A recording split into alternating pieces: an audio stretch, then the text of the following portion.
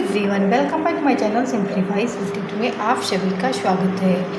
आज की हमारी दोस्तों ये प्रैक्टिस क्लास सेकेंड है। इसके पहले मैं एक प्रैक्टिस क्लास करवा चुकी हूँ आप लोगों को। ये सीडीपी की प्रैक्टिस क्लास है। ये आपका जो यूपी टेट 2026 यानी जुलाई में एग्ज़ाम होने वाला है उसकी डेट से आज की वीडियो बहुत महत्वपूर्ण होने वाली है। तो आइए दोस्तों, आज की वीडियो स्टार्ट करते हैं हम लोग। तो ये पहला क्वेश्चन आप लोगों की स्क्रीन पे रहा। तो सबसे पहला क्वेश्चन है, देखिए, जीन पियाजे के अनुसार संज्ञानात्मक विकास की प्रथम अवस्था कौन सी है, यानी प्रथम अवस्था पूछी जा रही। तो सबसे पहले हम लोग इस क्वेश्चन पे जीन पियाजे के बारे में कुछ जानते हैं। जो जीन पियाजे हैं वो कहाँ के निवासी है? जीन पियाजे स्विट्जरलैंड के निवासी हैं। इनका जो सिद्धांत है संज्ञानात्मक विकास का सिद्धांत, ये बहुत फेमस सिद्धांत है। इन्होंने अपने बेटे पे ही प्रयोग किया था। ओके, और इन्होंने 4 अवस्थाएं बताई हैं। तो पहली अवस्था कौन सी है? मैं आपको सीरियल वाइज बता रही हूँ। ओके, जो पहली अवस्था है संवेदी गामा अवस्थित, जिसकी एज है दोस्तों, कितनी एज है इसकी? 0 से 2 वर्ष मानी जाती है। 0 से 2 वर्ष। और दूसरी अवस्था जो पूर्व संक्रियात्मक, तो इसकी एज रही है दोस्तों 2 से 7 वर्ष। और जो थर्ड है मूर्त संक्रियात्मक अवस्था है, इसकी जो एज लिमिट है दोस्तों वो 7 से 11 वर्ष मानी जाती है। और बच्ची एक लास्ट जो है औपचारिक संक्रियात्मक अवस्था, जिसे मूर्त संक्रियात्मक अवस्था या फॉर्मल ऑपरेशन बोलते हैं। तो इसकी जो एज लिमिट है दोस्तों 11 से कहीं कहीं आप लोगों को 14 मिलेगी, कहीं कहीं 18 मिलेगी। तो एवरेज में हम लोग 11 से 18 मान के चलते हैं।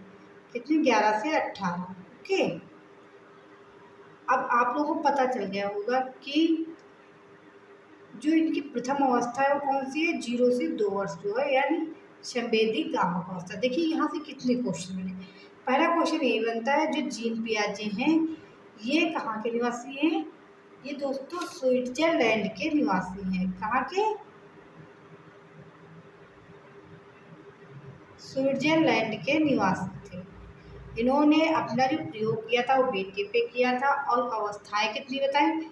4 अवस्थाएं बताई। अब आप लोगों को एज लिमिट सब कुछ पता चल गया। इसका राइट आंसर जो है वो बी है। अगला क्वेश्चन देखिए आप लोग, बुद्धि लब्ध आईक्यू का सूत्र किसने दिया?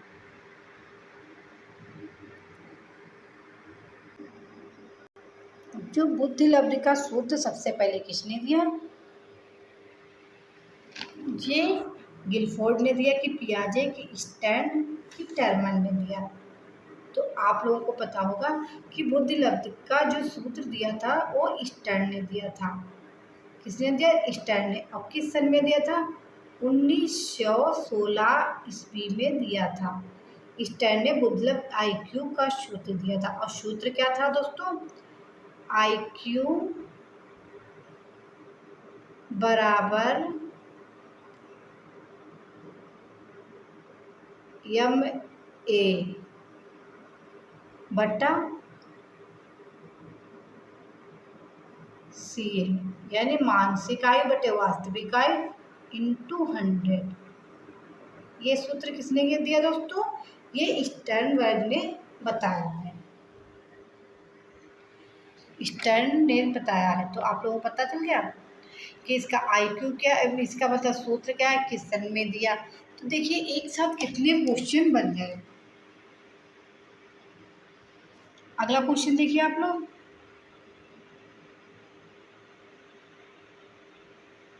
थॉर्नडाइक का प्रयास एवं त्रुटि सिद्धांत किस नाम से भी जाना जाता है? अंतर्दृष्टि का सिद्धांत, संबंधवाद का सिद्धांत, क्षेत्रीय संबंध, पुनर्बलन का सिद्धांत। तो इनका जो थॉर्नडाइक का प्रयास एवं त्रुटि का जो सिद्धांत है वो संबंधवाद के सिद्धांत के नाम से भी जाना जाता है, यानी बी ऑप्शन राइट है। अगला क्वेश्चन देखिए आप लोग, क्रियात्मक अनुसंधान का उद्देश्य क्या है? नवीन ज्ञान की खोज, शिक्षा के सिद्धांतों का विकास, विद्यालय तथा कक्षा की शैक्षणिक कार्य प्रणाली में सुधार लाना, इनमें से कोई नहीं। तो जो क्रियात्मक अनुसंधान का उद्देश्य हो विद्यालय एवं कक्षा की शैक्षणिक कार्य प्रणाली में सुधार लाना, यानी कि कक्षा में कैसे क्या हो रहा उस सभी का सुधार करना, यही क्रियात्मक अनुसंधान का उद्देश्य, यानी सी ऑप्शन राइट है। ओके, अगला क्वेश्चन देखिए। कोहल वर्ग, कोहल वर्ग के नैतिक विकास के सिद्धांत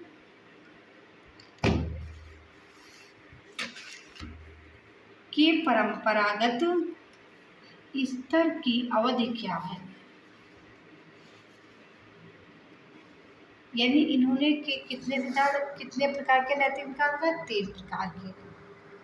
अब परंपरागत पूछ रहा है। अब तो सबसे पहले आप लोगों को पता होना चाहिए कि जो कोहल वर्ग हैं इनका सिद्धांत कौन सा है। तो इनका सिद्धांत दोस्तों है नैतिक विकास का सिद्धांत, जैसा कि ये यहाँ पे बता रखा है, नैतिक विकास का सिद्धांत। तो इस क्वेश्चन का जो राइट आंसर है देखिए, 0 से 4 वर्ष, 4 से 10 वर्ष, 10 से 13 वर्ष, 13 वर्ष से ऊपर। तो इस क्वेश्चन का जो राइट ऑप्शन है दोस्तों बी ऑप्शन राइट है। ओके, अगला क्वेश्चन देखिए। डिसलेक्सिया किससे संबंधित है? मानसिक विकार, गणितीय विकार, पठन विकार, व्यवहारगत। मानसिक विकार किससे? डिस्लेक्सिया यानी जिसमें भ्रम होना। गणितीय विकास का संबंध किससे है? डिसकैलकुलिया, यानी कैलकुलेट करने में जिसे प्रॉब्लम होती है, गिनती को कैलकुलेट करने में, जोड़ने घटाने में, उसको क्या, कौन सी बीमारी होती है? डिसकैलकुलिया। अब बचा क्या? पठन विकार, यानी पढ़ने में प्रॉब्लम या समस्या। तो डिसलेक्सिया, यही इस क्वेश्चन का राइट ऑप्शन है, यानी पठन में पठन विकार से संबंधित है डिसलेक्सिया। ओके, तो सी ऑप्शन राइट है। अगला क्वेश्चन देखिए दोस्तों। लियो वाइगोस्की के अनुसार सीखने के किस प्रक्रिया से सुगम बनाता है? पुनर्बलन, अनुकरण, परिपक्वन, सामाजिक अंतःक्रिया। तो लियो वाइगोस्की जो है वो किससे संबंधित है? तो वो समाज से संबंधित है, समाज से अंतःक्रिया करके सीखते हैं, यही तो इस क्वेश्चन का राइट आंसर है। आप लोग जो लियो वाइगोस्की उनको आप लोग देखते ही समाज से रिलेटेड चले जाइए, तो जहाँ पे सामाजिक है वहाँ लियो वाइगोस्की है, इसीलिए डी ऑप्शन राइट है। ओके, अगला क्वेश्चन देखिए दोस्तों। वंचित और हाशिए पर स्थित समूह के छात्रों को शामिल करने में निम्नलिखित में से कौन सा तरीका सबसे प्रभावी है? यानी प्रभावी सबसे बहुत अधिक प्रभावित है। उन्हें अलग से विशेष स्कूल में पढ़ाना। क्या करना उनके लिए? उनको अलग से पढ़ाना। उनके लिए एक कठोर और मानकीकृत पाठ्यक्रम लागू। कठोर जहाँ पे ये निगेटिव, इसको देखते ही आप लोग कट कर दीजिए। छात्रों को विविध आवश्यकताओं के अनुसार शिक्षा पद्धति में बदलाव करना। उन्हें ट्यूशन लेने के लिए कहना, ट्यूशन ये भी निगेटिव है, तो बच्चा क्या दो? उन्हें अलग से, यानी अलगाव पे तो जोर ही नहीं दे रहे, समावेशी शिक्षा के लिए जोर देना है, तो ये भी कट गया। अब बचा क्या? सी, तो यही इस क्वेश्चन का राइट ऑप्शन है। ऐसे भी आप लोग राइट ऑप्शन निकाल सकते हैं। ओके, अगला क्वेश्चन देखिए।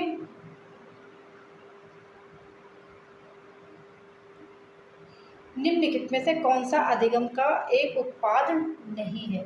तो आप लोगों को इसमें इस क्वेश्चन में क्या बताना? नहीं, यानी निगेटिव बताना है। कौशल, स्किल ये भी है, ज्ञान भी है, नॉलेज, अभिव्यक्त, एटीट्यूड भी है, परिपक्वता, तो ये नहीं है। डी ऑप्शन इस क्वेश्चन का राइट है। ओके, समावेशी शिक्षा यानी इंक्लूसिव एजुकेशन का सिद्धांत किस पर आधारित है?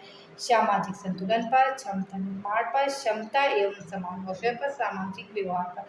जो समावेशी शिक्षा है दोस्तों वो हमेशा समान अवसर पर जोर देती है, यानी सभी बच्चों को एक साथ पढ़ाना, एक साथ कार्य देना, एक साथ उनके साथ यानी समान अवसर पर अधिक बल देना।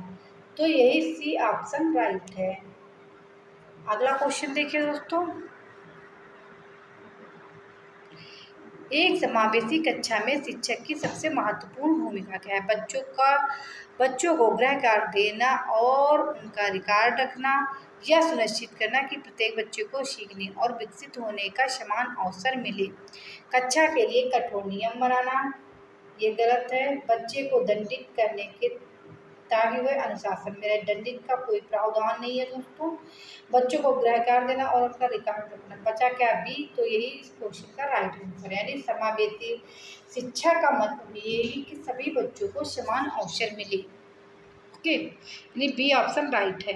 अगला क्वेश्चन देखिए, आनुवंशिकता और वातावरण की अंतःक्रिया का परिणाम है बच्चों की लंबाई, बच्चे की आदतें, बाल विकास, बच्चे की बुद्धि। तो बुद्धि सभी बच्चों की समान नहीं होती है। बाल विकास यानी बच्चों का विकास अच्छे से हो, उसका परिणाम अच्छा हो, यही वो आनुवंशिकता और वातावरण के अंतःक्रिया का परिणाम होता है। सी ऑप्शन राइट है। ओके, अगला क्वेश्चन देखिए, एक बच्चे को सहारा देना, तब सहारा यानी सहारा देना जिसके इसके फोल्डिंग कहते हैं, तब दिया जाता है जब वह स्वयं समस्या हल कर लेता है, बिना किसी सहायता के हल कर लेता है, समस्या को हल करने के चरण को, समस्या को पूरी तरह से अनभिज्ञ हो। तो उसे कब देना चाहिए सहारा? स्वयं समस्या हल कर ले तो उसमें सहारा देने की जरूरत ही नहीं है।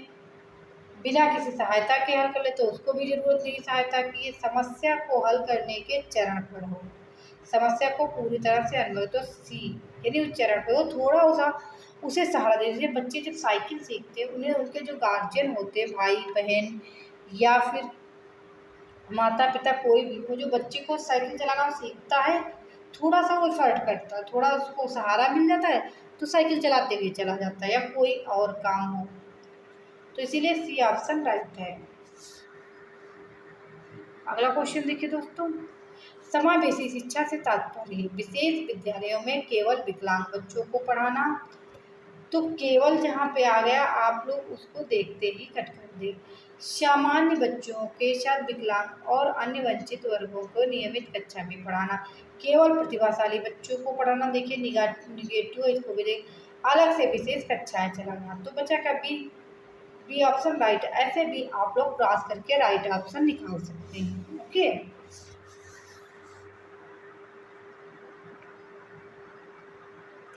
डिसलेक्सिया मुख्य रूप से किस कठिनाई से संबंधित है?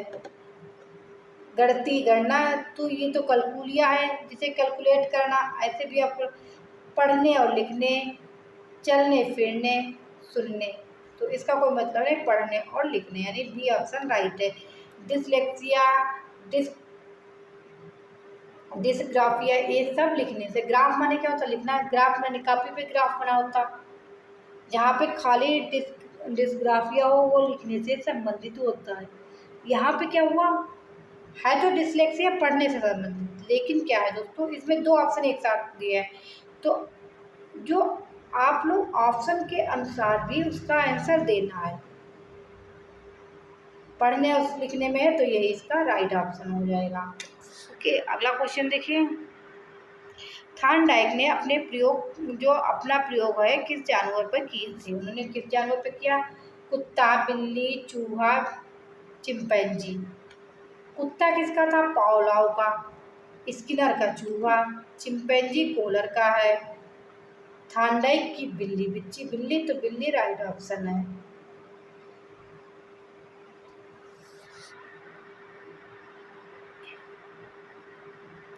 थॉर्नडाइक के अधिगम के मुख्य नियम में निम्न में से कौन सा शामिल नहीं है? तो निम्न में से पूछ रहे कौन सा शामिल नहीं है किसमें? थॉर्नडाइक में।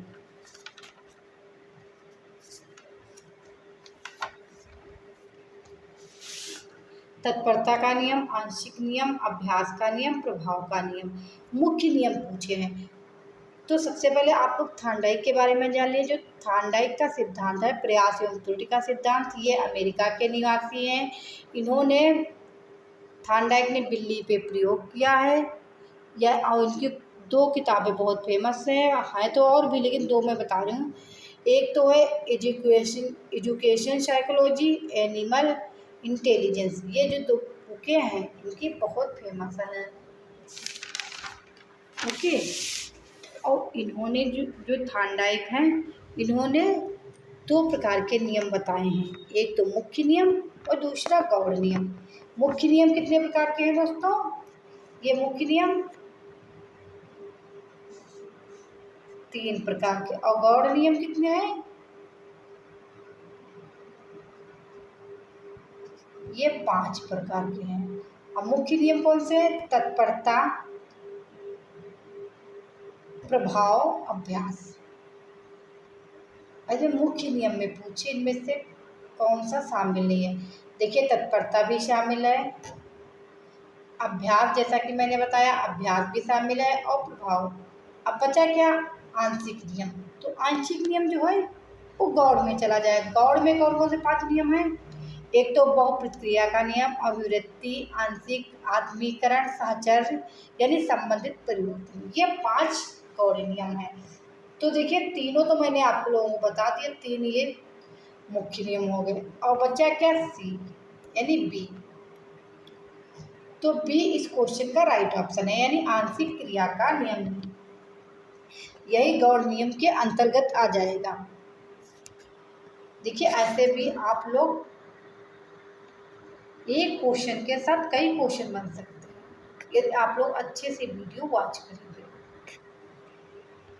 जब कोई बच्चा किसी कार्य को सीखने के लिए तैयार यानी उत्सुक होता है तो वह उसे जल्दी सीखता है। थार्नडाइक के किस नियम पर आधारित है?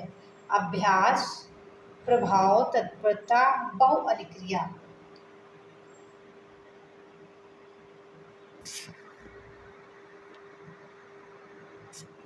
तो बच्चा वही सीखेगा जो खुद तत्पर होगा, यानी सीखने के लिए उत्सुक होगा।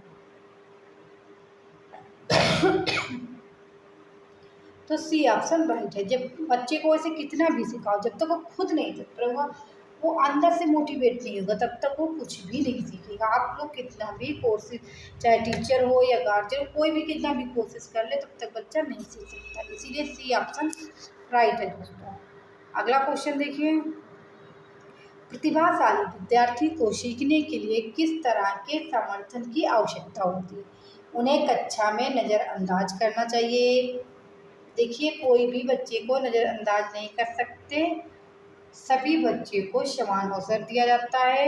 उन्हें धीमी गति से सीखने वाले छात्रों के संग अलग कर देते। अलगाव का तो बिल्कुल भी नहीं करना है। उन्हें संवर्धित और चुनौतीपूर्ण गतिविधियों प्रदान करना, उन्हें अतिरिक्त गृह कार्य देना, उन्हें हर चुनौती देना, यानी सी ऑप्शन राइट है। जो प्रतिभाशाली यानी गिफ्टेड स्टूडेंट होते हैं।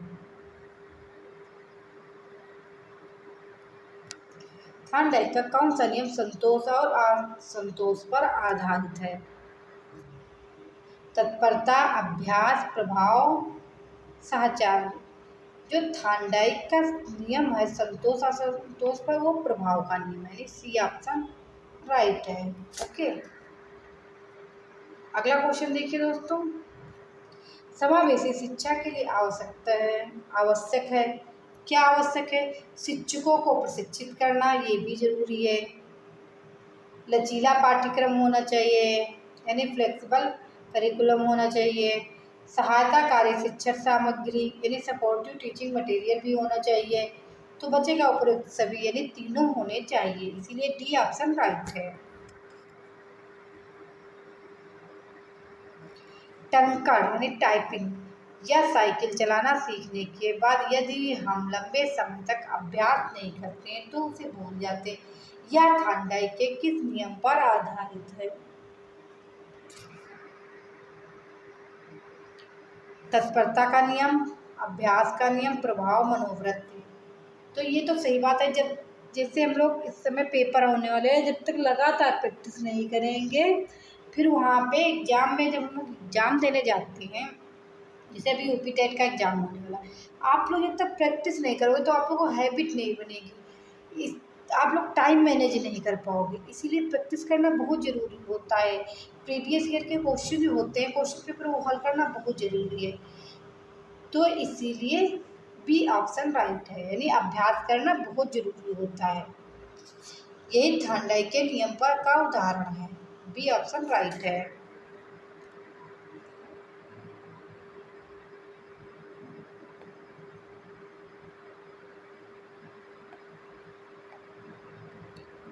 निम्नलिखित में से कौन सा कारक सीखने की क्षमता वाले बच्चे के समावेशन में बाधा डालता है?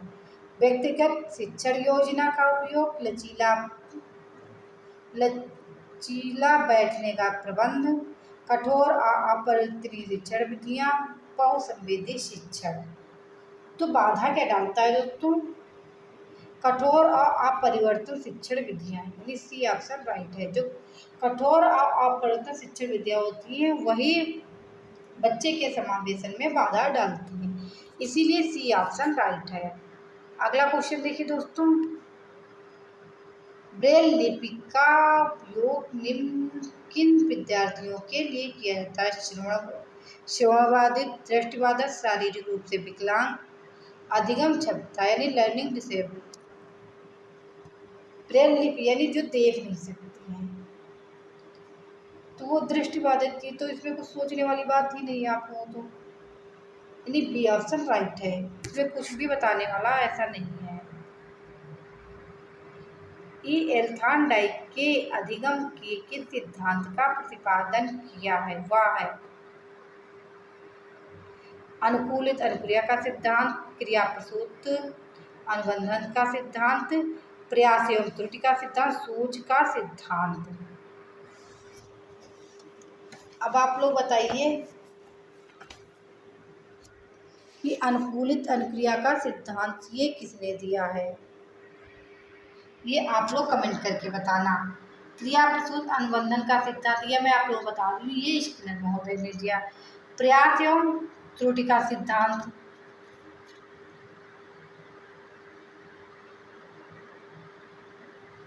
सूझ का सिद्धांत, ये सब आप लोग कमेंट करके बताइए कि ये सिद्धांत सब किसके हैं। और इस क्वेश्चन का जो राइट ऑप्शन है दोस्तों थार्नडाइक यानी प्रयास एवं त्रुटि का सिद्धांत। जो थार्नडाइक का सिद्धांत है वो है प्रयास एवं त्रुटि का सिद्धांत, सी ऑप्शन राइट है। क्रिया प्रसूत स्किनर, सूझ कोहलर का सिद्धांत है, अनुकूलित अनुक्रिया का सिद्धांत ये आप लोग बताइए ये किस मनोवैज्ञानिक ने दिया है? जैसा कि मैं ऊपर इसका क्वेश्चन पहले भी बता चुकी हूँ आप लोगों को। समावेशी शिक्षा किस सिद्धांत पर आधारित है? समानता, समता, भेदभाव, पृथक्करण। तो इस क्वेश्चन का जो राइट आंसर है दोस्तों समावेशी शिक्षा समता पर आधारित है, यानी सभी को समान रूप से देखना, समान शिक्षा देना। बुद्धि का बहुकारक सिद्धांत किसने प्रतिपादित किया? Spearman, Thorndike, Thurstone, Gardner. तो बुद्धि का जो बहुकारक सिद्धांत है दोस्तों वो थार्नडाइक महोदय ने प्रस्तुत किया है, यानी प्रतिपादित किया। सी ऑप्शन राइट है। आप लोग एक बार जितने भी सिद्धांत है वो जरूर रट लेना आप लोग। थार्नडाइक के अनुसार बुद्धि के कितने प्रकार हैं? 1, 2, 3, 4। तो थार्नडाइक के अनुसार दोस्तों 3 प्रकार की बुद्धि है। एक तो मूर्त, अमूर्त और सामाजिक, यानी 3 प्रकार की इन्होंने बुद्धि बताई है। कितनी? 3। थार्नडाइक एक तो मूर्त, फिर अमूर्त और सामाजिक बुद्धि, इसीलिए सी ऑप्शन राइट है। ओके। पावलोव के सिद्धांत को और किस नाम से जाना जाता है? क्रिया प्रसूत अनुबंधन, क्रिया माने स्किनर, ये तो स्किनर महोदय ने दिया। प्रयास एवं त्रुटि का सिद्धांत किसने दिया? ये थार्नडाइक ने दिया। प्रतिवादी अनुबंधन का सिद्धांत, अंतर्दृष्टि का सिद्धांत। तो पावलोव का जो सिद्धांत है उसे प्रतिवादी अनुबंधन के सिद्धांत के नाम से भी जाना जाता है, यानी बी ऑप्शन राइट है। इनके और भी सिद्धांत देखिए। प्रतिवादी अनुबंधन का सिद्धांत पावलोव के सिद्धांत के प्राचीन अनुबंधन सिद्धांत का प्रतिवादी सिद्धांत भी कहते हैं, क्योंकि यह स्वाभाविक यानी जन्मजात प्रतिक्रिया पर केंद्रित है, इसीलिए बी ऑप्शन राइट है।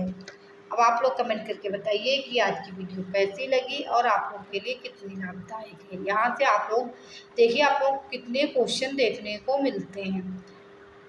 हाँ, आप लोग कमेंट जरूर करते रहिए कि आप लोगों को वीडियो मेरी अच्छी लग रही है, और आप लोग मेरे चैनल को बिन कहे ही लाइक एंड शेयर तो कर ही देते हो, इसमें कहने की कोई बात ही नहीं। Thank you. नेक्स्ट वीडियो में नेक्स्ट टॉपिक के साथ फिर मिलती हूँ, तब तक आप लोग पढ़ते रहिए और अपना ख्याल रखिए और प्रीवियस ईयर के क्वेश्चन पेपर जरूर है। Bye bye, take care.